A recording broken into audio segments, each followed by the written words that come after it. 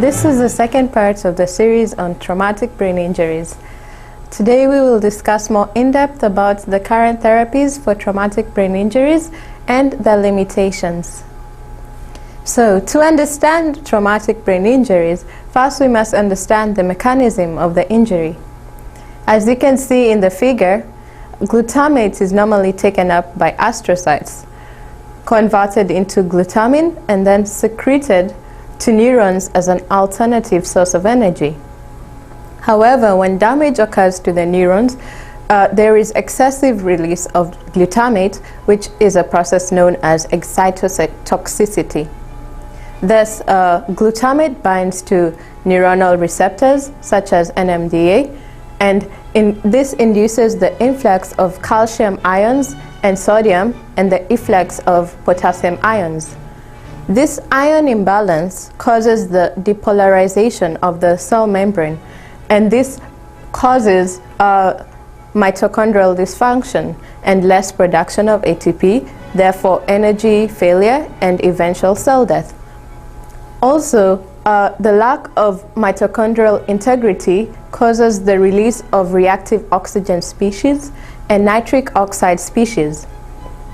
This together cause oxidative stress, which further damages the DNA, proteins, and membrane lipids.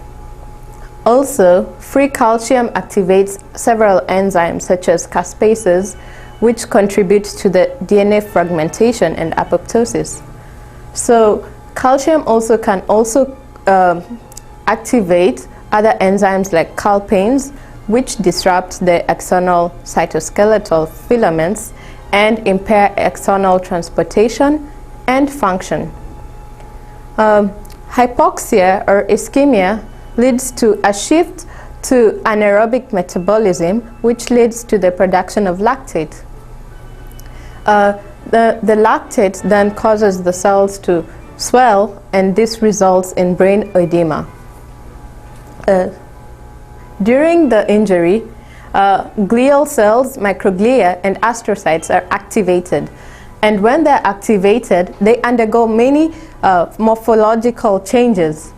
This, together with fibroblasts, form the glial scar. And the glial scar impairs axonal regrowth.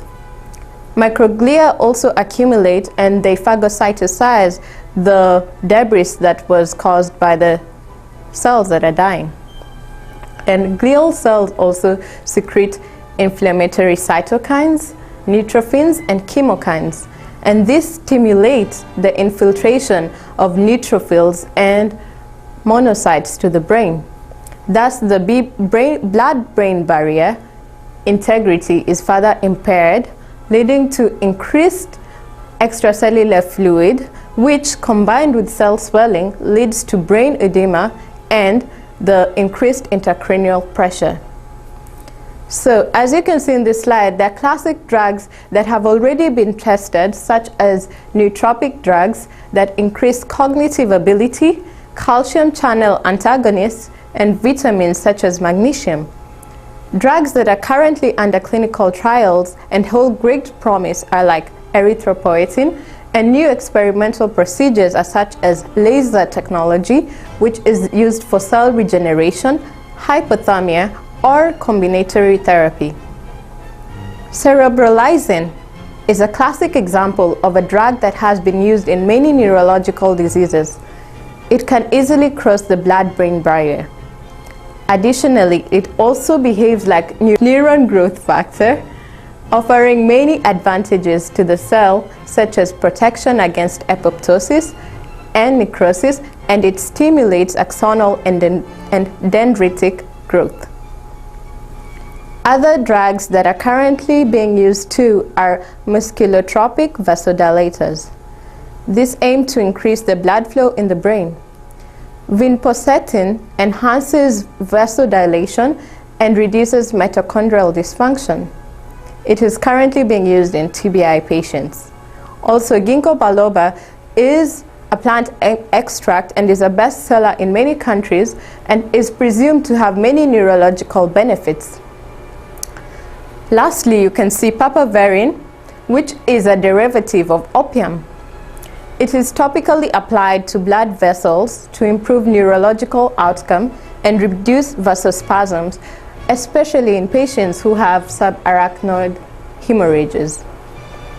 So, in this slide, we can see the promising drugs include progesterone, erythropoietin, and tranexamic acid. Progesterone is synthesized by oligodendrocytes and has receptors on the neural cells. It reduces glutamate toxic effects, cell death, and inflammation. It also regulates the expression of aquaporin, which is linked to the brain edema. So this has shown many benefits and is currently undergoing further trials. Large phase 3 trials are underway. Erythropoietin is also a hormone that stimulates hemopoiesis.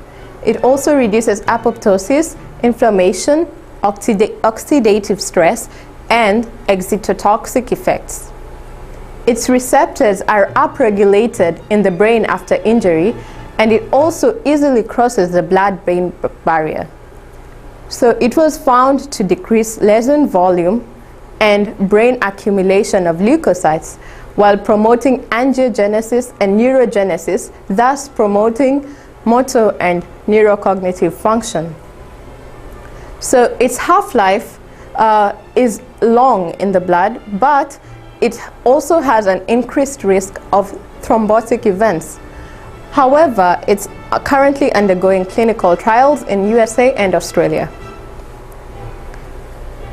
So as we have seen, many of these drugs are being tested. However, there are those that have failed. Amongst the failed drugs are the ones that target single pathways, such as glutamate antagonists, calcium channel antagonists, like nimodipine, and vitamins like magnesium that actually increase mortality of patients.